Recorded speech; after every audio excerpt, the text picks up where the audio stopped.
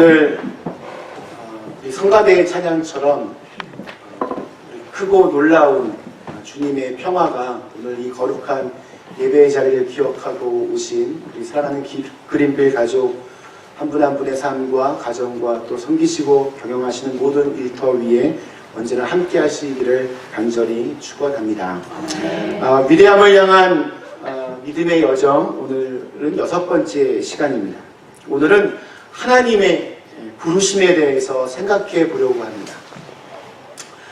지금까지 살아오시면서 하나님께서 나를 어떤 곳으로 또 혹은 어떤 일에 나를 부르셨다라고 하는 경험이 여러분 있으십니까? 저는 6년 전에는 이 그린빌이라고 하는 도시를 전혀 알지 못했습니다. 이곳에서 목회할 줄 상상도 하지 못했습니다. 저는 전혀 알지 못했던 곳에서 또 전혀 알지 못하던 분들과 함께 지금 교회를 세워가고 있습니다. 그리고 저는 아주 행복합니다. 아멘. 아멘이 적습니다. 믿지 않으시겠지만 진짜입니다. 교회가 커서 월급이 많아서가 아닙니다. 하나님께서 저를 이곳으로 부르셨다, 이곳으로 인도하셨다라고 하는 그 부르심의 확신이 제게 있기 때문입니다. 목사로 해야 하는 일들도 여전히 부족한 것이 많고 또 실수투성입니다. 지난 금요일에도 자다가 새벽기도에 못 나왔고 또 성경 통독하는 것도 깜빡 잊어서 다른 분들 열심히 카톡에 올리시는데 저는 그냥 몇 번 그냥 패스하기도 했습니다. 사람들 앞에서 뭔가를 이렇게 해야 하는 것도 여전히 마음에 부담이 듭니다. 그래도 저는 자신 있게 말할 수 있습니다. 저는 행복합니다. 우리가 사는 세상을 한번 돌아봅니다. 하늘 높은 줄 모르고 정말 교만하게 사는 사람들, 자기 잘난 맛에 다른 이들을 함부로 깔보는 사람들, 한 번뿐인 인생을 기껏해야 좋은 집, 비싼 차, 남들 보기에 그럴싸한 것들로 이렇게 포장하여서 평생을 남의 시선을 의식하며 사는 사람들. 그런 사람들이 이 세상에 참 너무나 많이 있습니다. 그러나 우리가 사는 세상의 이 생각과 기준과 가치관과는 다르게 생각하고 또 다르게 살아가는 사람들이 지금 이곳에 있습니다. 나를 창조하신 분 앞에서 겸손하게 살아가며 나와 다른 사람들까지도 주님의 시선으로 따뜻하게 보듬어 안으려고 노력하고 비록 내가 가진 힘과 능력이 보잘것 없을지라도 누군가를 위하여 정말 진심으로 전심으로 기도해 주는 사람들이 이곳에 있습니다. 힘이 들 때 찬송을 부르고 마음이 약해질 때 말씀을 읽고 하루하루 때를 따라 공급해 주시는 하나님의 은혜를 갈망하며 또 그 은혜를 누리는 사람들이 이곳에 있습니다. 저는 하나님께서 제게 맡겨주신 분들과 그런 일들을 함께 만들어가는 것이 정말 좋습니다. 심지어 그런 일을 한다고 월급까지 받으니 정말 더 좋은 것 같습니다. 저는 부르심에 대한 확신이 있으면 그 사람이 어디에 있든지 그 모든 위기의 순간들을 이겨내고 그 부르심 앞에 순종하며 앞으로 나아갈 때 하나님께서 함께해 주실 줄로 믿습니다.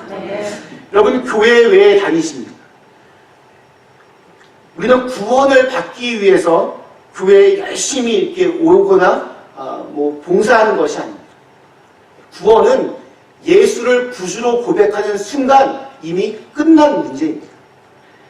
우리가 이웃을 사랑하고 하나님의 일에 헌신하는 것은 구원을 받기 위해서가 아니라 하나님의 일에 우리가 부름을 받았기 때문입니다. 이것을 우리는 사명 혹은 소명이라고 그렇게 부릅니다. 이 소명이 없는 그리스도인은 단 한 명도 없습니다. 우리가 방황하는 것은 이 소명을 깨닫지 못하고 살기 때문이고 우리가 낙심하는 것은 하나님의 뜻을 따라 살다가 좀 어렵다고 그 마음이 흔들렸다라는 그런 의미입니다. 그럼 그리스도인이 언제 가장 초라해지는지 아십니까? 하나님의 영광을 위해서가 아니라 악착같이 자기 자신을 위해서 자기 욕심을 붙들며 살 때 그때 가장 초라해집니다. 반면에 그리스도인들이 가장 영광스러울 때는 하나님의 뜻을 알고 하나님의 그 부르심에 순종하여서 하나님의 영광을 위해 일할 때 그때 가장 아름답습니다. 자, 그런데 문제는 그게 뭐 말처럼 쉽지 않다는 데 있을 것입니다. 나의 생각과 하나님의 생각이 다를 때가 있고 내가 원하는 때와 하나님이 쓰시는 때가 다르기 때문입니다. 지난주 우리는 바로에게 하나님의 말씀을 전했음에도 불구하고 바로가 끄떡하지도 않고 오히려 이스라엘 자손들을 더 학대하자 굉장히 의기소침해져 있던 모세를 보았습니다. 오늘도 그 말씀에 이어지는 이야기들입니다. 오늘 읽은 말씀은 그 바로 앞장이었던 6장 30절부터 시작이 됩니다. 낙심한 모세가 하나님께 따집니다. 모세가 여호와 앞에서 아뢰되 나는 입이 둔한 자이오니 바로가 어찌 나의 말을 들으리이까. 아마 모세는 말을 잘 하지 못했던 사람인 것 같습니다. 바로왕 앞에서 섰는데 뭔가 이렇게 자신 있게 뭔가 말을 선포하는 것이 아니라 말을 이렇게 조리 있게 또박또박 이렇게 말하는 것이 아니라 말을 더듬거나 아니면 이렇게 말이 왔다 갔다 하거나 이러면 이게 얼마나 지도자로 서는 것이 힘들겠습니까? 문제는 모세가 지금 이 이야기를 하는 게 이번 한 번이 아니라는 데 있습니다. 이 모세는 시간만 되면 계속 하나님께 나는 입이 둔한 사람인데 어떻게 사람들이 내 말을 듣겠습니까? 라고 계속해서 하나님께 이야기합니다. 그런데 이상하게도 하나님은 모세의 이 기도를 들어주지 않으셨습니다. 우리의 이 입술을 창조하신 하나님이 모세에게 아주 유창한 언어의 능력을 주신 것이 아니라 대신 모세의 형 아론의 도움을 받게 했습니다. 왜 하나님은 모세의 이 언어의 문제를 고쳐주지 않으시고 대신 아론의 도움을 받게 하셨을까요? 성경에 보면 이와 비슷한 사례가 신약 성경에 한 명이 등장합니다. 사도 바울입니다. 고린도 후서에 보면 이 바울은 자기를 괴롭히는 육체의 가시가 있다라고 그렇게 고백했습니다. 정확하게 그를 괴롭혔던 질병이 무엇인지는 나와 있지 않지만 바울은 이 질병 때문에 굉장히 깊은 침체에 빠지기도 했고 이것 때문에 얼마나 자주 넘어졌던지 이 질병을 악한 사탄이 자기 몸에 심어놓은 사탄의 가시라고 그렇게 생각할 정도였습니다. 그래서 그는 하나님 앞에 3번이나 간절하게 기도했습니다. 이 질병을 없애달라고 기도한 것이었습니다. 바울은 사실 나중에 성경에 보면 바울의 옷에 손만 대어도 어떤 사람의 병들이 나았다라는 그런 기록이 나올 만큼 굉장한 능력과 이적을 행했던 하나님의 종이었습니다. 근데 정작 자기의 질병은 고치지 못했습니다. 어찌 보면 죽기를 각오하고 간절하게 기도했습니다. 그리고 하나님이 응답하지 않으셨습니다. 왜 하나님이 그러지 않으셨을까? 대신에 하나님은 그에게 딱 한마디를 하셨습니다. 내 은혜가 내게 족하도다. 왜 하나님은 모세에게 탁월한 이 언어 구사 능력을 주지 않으시고 또 사도 바울의 질병을 치료해 주지 않으셨을까요?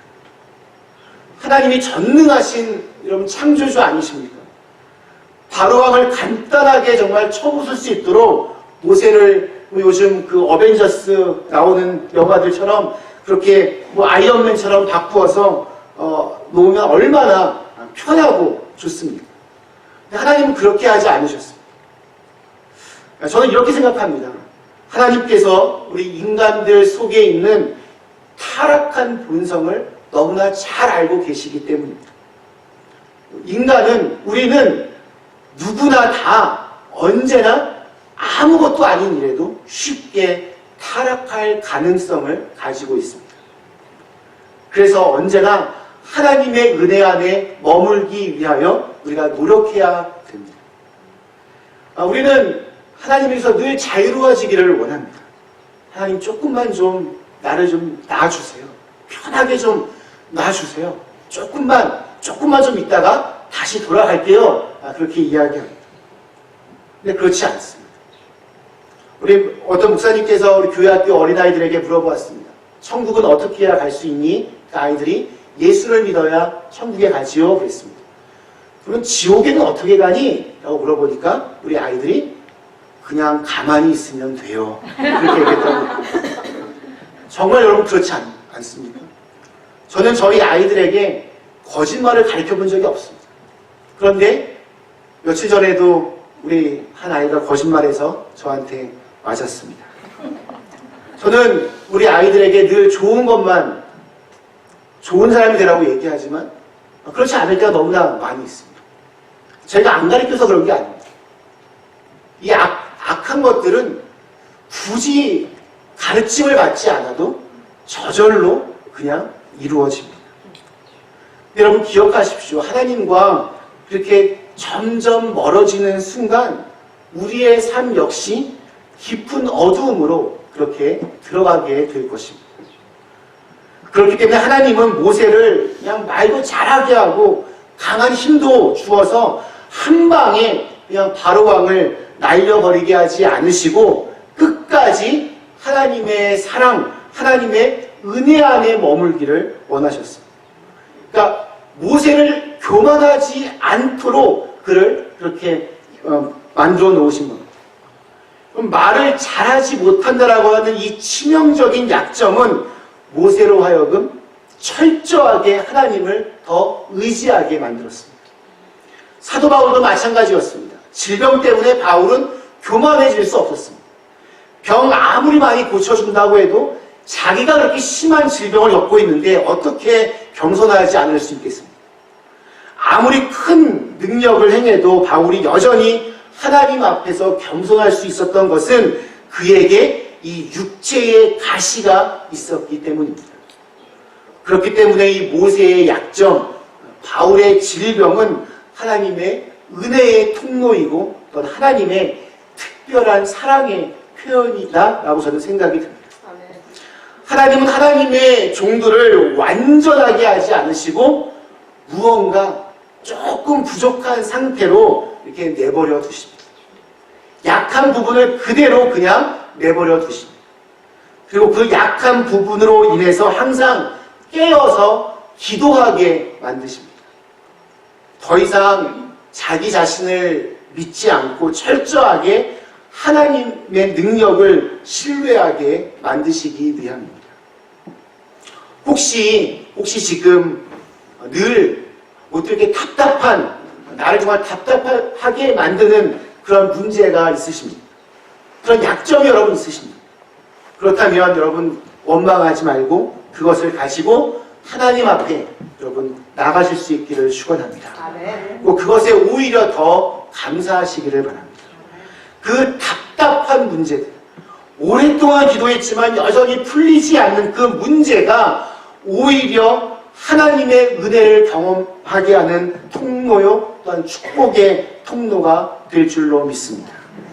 오늘 7장 1절은 이 모세의 외침에 대한 하나님의 대답입니다.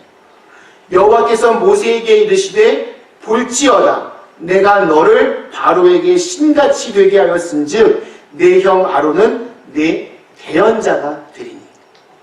여기에 보면 하나님은 모세를 바로에게 신과 같이 되게 하겠다라고 그렇게 약속하고 있습니다. 참 놀라운 말입니다. 하나님은 지금 말도 제대로 하지 못하는 모세를 바로 왕에게 신같은 존재가 되게 하시겠다라고 그렇게 말씀하고 있습니다. 바로가 모세를 볼 때 그냥 평범한 인간으로 보지 않고 정말 신처럼 그렇게 우러러보게 만들어 줄 것이라는 겁니다. 왜 그렇습니까? 하나님의 능력이 모세를 통하여 드러날 것이기 때문입니다. 모세는 자기의 입이 둔하고 말을 잘 못해서 바로왕 앞에 서지 못하겠다라고 말했지만 하나님의 대답은 내가 말을 잘 못해도 전혀 상관이 없다 이것입니다. 사실 말을 잘해서 바로를 설득할 필요는 없습니다. 이스라엘을 구원하는 것은 하나님이지 모세가 아닙니다. 모세의 설득으로 바로가 말을 듣는 게 아닙니다. 하나님의 능력이 나타나야 비로소 구원이 나타납니다. 말보다 중요한 것은 하나님의 능력입니다. 여러분 전도회 보신 적 있으십니까? 없으세요? 여러분 한 사람이 예수를 믿고 구원받는 것도 보면 내가 어떤 유창한 말을 잘해서 아주 조리 있게 논리 있게 얘기해서 그래서 마음이 움직여지는 게 아닙니다. 우리의 말에 설득당해서 예수를 믿을 사람은 한 사람도 없습니다. 하나님이 역사해야 됩니다.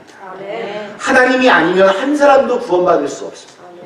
말을 잘하면 뭐 좋겠지만 말 못해도 상관없습니다. 하나님이 함께해 주시기만을 기도해야 됩니다.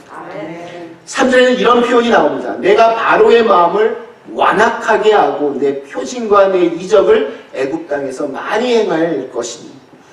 모세가 하나님의 말씀을 대언해도 바로 왕의 이 마음이 완악해서 잘 듣지 않을 거라고 그렇게 말하고 있습니다.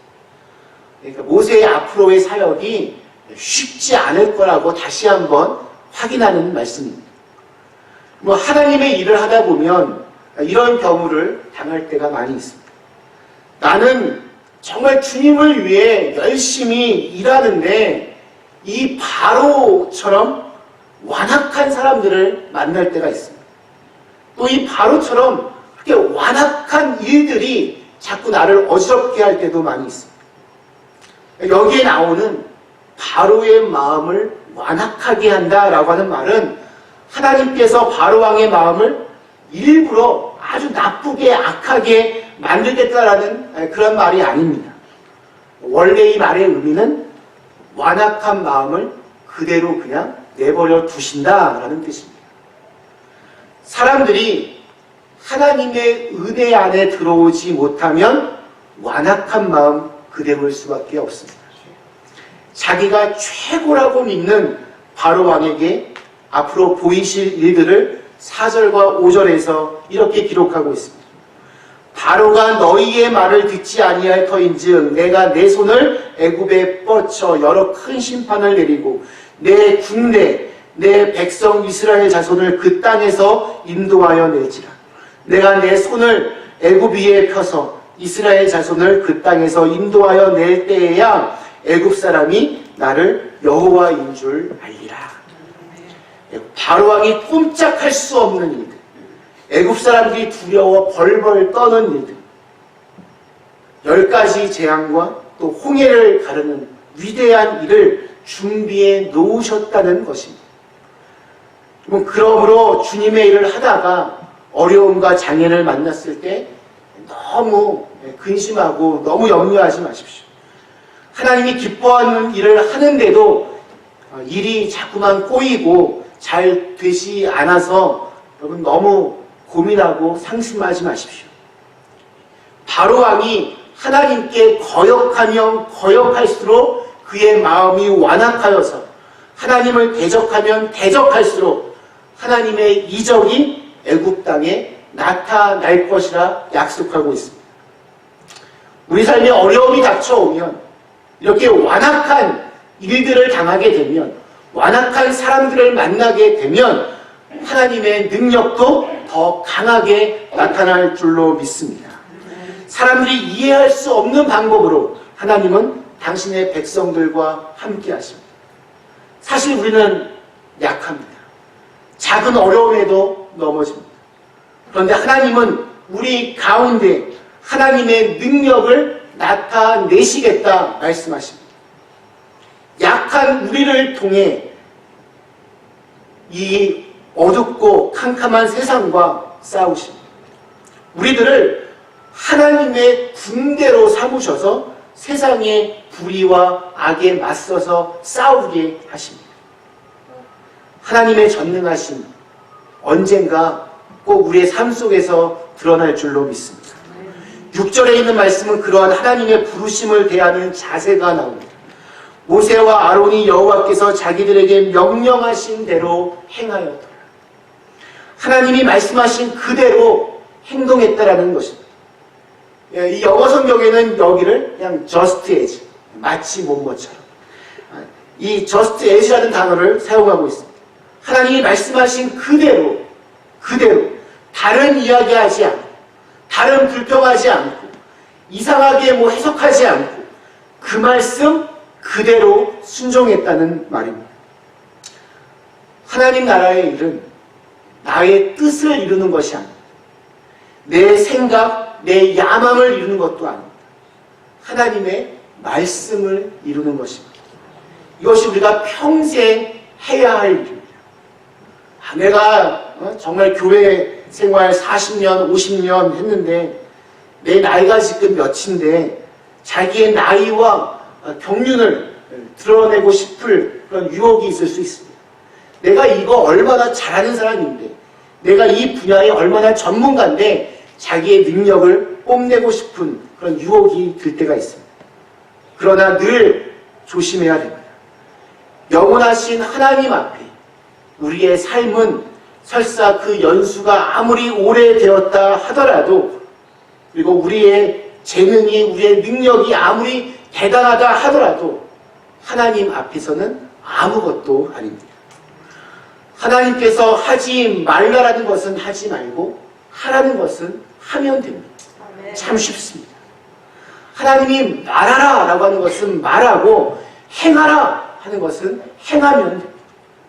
이것이 모세와 아론의 인생이었습니다. 그리고 그러한 모세와 아론을 통하여 하나님은 크고 놀라운 일들을 하나씩 이루어 놓으셨습니다. 말씀 마치겠습니다. 우리 사랑하는 그린빌라족 여러분, 나는 부족해서 하나님의 일을 할 수 없다라고 주저앉고 계신 분이 계십니다.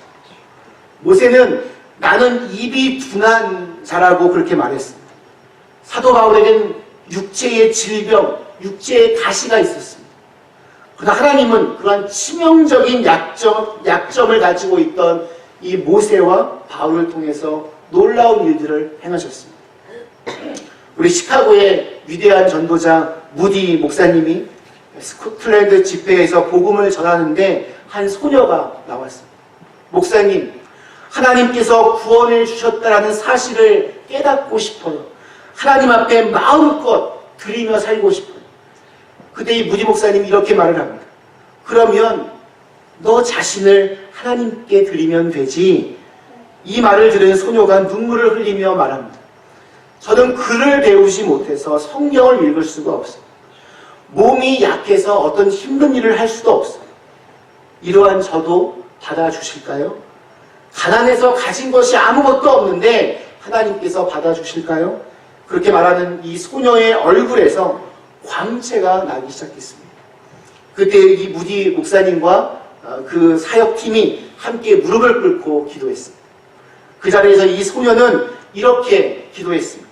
주님, 내 모습 이대로 받아주세요. 이것을 지켜보던 엘리자 해밀턴 여사가 그 자리에서 시를 써내려갔습니다. 주의 크신 역사를 이루기 위하여 연약한 우리를 받으시옵소서. 약한 대로, 모자란 대로, 못난 모습 그대로 주여 받아주시옵소서. 또 곁에 있던 복음성가 가수 생키가 그의 가슴에도 불같은 성령의 역사가 일어났습니다. 즉시 피아노를 두드리면서 곡을 부르기 시작했습니다. 나 주의 도움 받고자 주 예수님께 빕니다. 그 구원 허락하시사 날 받으옵소서. 내 모습 이대로 주 받으옵소서. 날 위해 돌아가신 주 날 받으옵소서. 우리가 조금 뒤에 부를 찬송가 214장입니다. 이 찬송가를 부를 때 그때 그 소녀의 마음을 여러분 느끼시며 함께 찬양을 불렀으면 좋겠습니다. 우리는 약하지만 하나님은 강하십니다. 우리 주위에는 바로왕처럼 완악한 모습으로 우리를 공격하는 일들도 있고 사람들도 있습니다. 자꾸 마음을 힘들게 합니다. 어렵게 합니다.